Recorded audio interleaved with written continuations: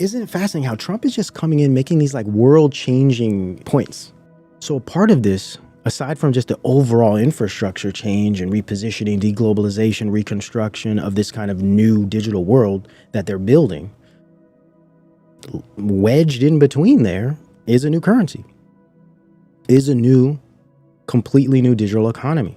So I want to show some evidence of this as Trump is, I believe, over these next 4 years is going to attempt to build this thing out. And it's going to be done creatively through deconstruction and destruction, creative destruction. And that's going to be through war. That's going to be through crisis. That's how they build these things. I will ensure that the future of crypto and the future of Bitcoin will be made in the USA, not driven overseas. I will support the right to self-custody to the nation's 50 million crypto holders. I say this with your vote. I will keep Elizabeth Warren and her goons away from your Bitcoin. And I will never allow the creation of a central bank digital currency. So this is key, and you guys remember this clip. It's very important that he says this because that's what everyone's afraid of. It's not that we should be afraid of CBDCs. Surely they're problematic, but that's not the only problem. It's the overall infrastructure. It's the overall dependence of certain digital technologies connected to blockchain that are fully transparent and interoperable, but also connected to, say, aspects of our bodies and our person. That's the real problem. And you will get this with whether it be Bitcoin or crypto, stablecoins, all these things.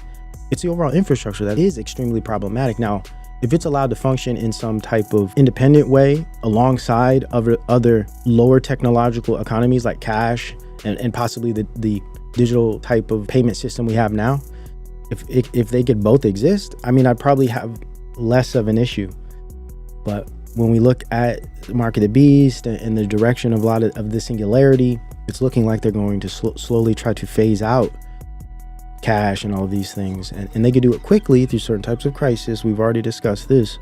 But it's fascinating how they're really selling this. Like, look, I'm not bringing in CBDCs. I'm going to bring in the digital currencies. I'm going to allow you to have your Bitcoin and have your crypto. And I think that's a type of Trojan horse, unfortunately. And he's really gung-ho about it, just like he's gung-ho about the juicy juice, jabs. I will ensure that the future of crypto and the future of Bitcoin will be made in the USA, not driven overseas. I will support the right. There it is. There's the techno-nationalism, the digital currency system, basically, is what he's saying. We're going to beat China. It's the techno-nationalism. Those that have been following this show and this work over the years, you guys, it's all making sense to you because we've covered all of these things far in advance. This is the info war. This is the battle. We're here for it. And of course, ultimately, we want to bring people to Christ because that's what's most important. That's what safeguards us from all of these worldly things and all of this nonsense. So we won't sell our souls once they make the offer, because they will. Now let's go back to 2020. Check it out. Worker, we want every citizen, regardless of age or background, to have the cutting-edge skills to compete and succeed in tomorrow's workplace. This includes critical industries like artificial intelligence, quantum computing, and 5G. There it is. He is fully on board, a techno-optimist, techno-nationalist, accelerationist, maybe a soft version, but he is all about it. That's why he pushed the novel Juice Tech on the earth in rapid speed. He wants to bring in the pervasive AI infrastructure. He wants to bring in all the networking systems, the 5, 6, 7G. He's all about it. Let's not be naive about what is going on right now. Succeed in tomorrow's workplace.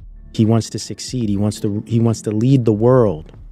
Make America great again. The world leader. What? The world leader in 4th industrial to 5th industrial technologies. Have the cutting-edge skills to compete and succeed in tomorrow's workplace. This includes critical industries like artificial intelligence, quantum computing, and 5G. Ooh, quantum computing is the future of the singularity. Their ultimate goal is to create artificial intelligence, quantum physics, sensing. The ability to be at the quantum level of physics. This is what they're trying to do. So when you hear even Trump talking about quantum computing. It's like, oh, well, damn. The government is fully on board with these highly, highly transhumanist technologies. I'm not warning people about a flood, but I'm warning people about a type of digital storm that's coming, that's already here. This is why I do think a crypto czar is critically important, because there's a lot of promises, as you mentioned, and they're across the board. It's not just the SEC chair does this. You need tax writers to make sure that the moratorium on capital gains taxes on U.S. crypto that he's promised is done. You're going to need the White House counsel's office to write the executive orders to end what they call choke point 2.0, the debanking of crypto. You're going to need somebody to run this crypto council. And you think he'll do it? Oh, I think he's committed to do it because it's part of his overall. Look, Trump wants to create the second industrial revolution in America. And he misspoke there. He means the fourth industrial, going into the fifth. Trump wants an industrial revolution. He's bringing in the next industrial revolution. It's happening in 2025. And their goal is by 2030 to actually be to a certain point, but this is their goal. Committed to do it because it's part of his overall. Look, Trump wants to create the second industrial revolution in America. And he thinks crypto is one of the pathways. Part of it, along with nanotechnology, AI, quantum computing, biotechnologies. If we could go from where we've been the last few years, which resistance to innovation, to really furthering innovation, we might be able to get to that 4.5% growth rate. Growth rate. Right back to the neoliberal capitalist model. Now we understand it's not legitimate free market neoliberalism. It's by design, controlled, managed, manipulated, tinkered, misrepresented techno-capital or digitalism. Oh, damn.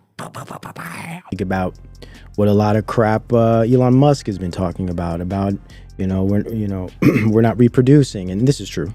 We are depopulating ourselves culturally by not having children and forming families, but this is what happens in a high technological society. This is what happens. And not just first world or developed societies. When they're highly technological, we see the decrease in population increase faster. Japan and Korea are perfect examples of that. Highly technological societies that are decreasing at like rapid fire. Well, we have a solution for that. I could argue in the developed countries, the big winners are countries that have shrinking populations. That's something that most people never talked about. We always used to think shrinking population is a cause for negative growth. But in my conversations with the leadership of these large developed countries that have xenophobic immigration policies, they don't allow anybody to come in. He's talking about xenophobia. That's because in this new network state multipolar kind of arrangement, this new world order or new world system, culture, nationalism, even like ethnic identity and borders are to be kind of obsolesced and disregarded as important anymore, because now what's important is this new type of monoculture of say, popular culture online, right? Where now we have screen agers, right, that are learning about life, learning about themselves, and mimicking culture that they've learned through the screen. This is becoming international. So we're already creating this type of international network state monoculture. I call it cultural futurism. Through the screens, through the social media, that bleeds into the actual geographic, physical locations. They have no allegiance. There's no loyalty to nation state or nationhood or nationalism. Every place is just an opportunity to collect resources and data and make transactions, et cetera, et cetera. So this new type of multipolar network world system is going to be disrespecting borders, is going to be disrespecting these kind of what they would call xenophobic perspectives. And this is why we see a lot of this kind of forced influx and flooding of immigrants into certain populations and regions, whether that be the UK, parts of America. Aspects of borders and nationalism safeguard certain regions from being corrupted, say culturally, but more importantly technologically, because the multipolar elite system wants to exploit weak borders and exploit weak culture and push this type of futurism on everyone. The leadership of these large developed countries that have xenophobic immigration policies, they don't allow anybody to come in. shrinking unemployment, shrinking demographics, these countries will rapidly develop robotics and AI and technology. And if the promise, I didn't say it's going to happen, but if the promise of all that transforms productivity, which most of us think it will, we'll be able to elevate the standard of living. Wow, you hear what he's saying? All you got to do is just let us flood you with all of our technologies, plug in, and we're gonna raise the standard of living for individuals. This is the sales point. This is what Trump is preparing the America, but also the West for, right? The acceptance of this, and these are the sales points. And technology, and will rapidly develop robotics and AI and technology, and if the promise, I didn't say it's going to happen, but if the promise of all that transforms productivity, which most of us think it will, we'll be able to elevate the standard of living of countries and the standard of living of individuals, even with shrinking populations. And so the paradigm of negative population growth is going to be changing. And the social problems that one will have in substituting humans for machines is going to be far easier in those countries that have declining populations. And so for those countries that have rising populations, the answer will be education, and so rapidly develop. For those countries that... Education, he means conditioning. We're going to get in there and force these technologies and cultures on them. We're going to re-educate them. Do not have a foundation of rule of law or education, they're going to be left. That's where the divide's going to get more and more extreme. So basically, evolve or die. Yes, sir, sir.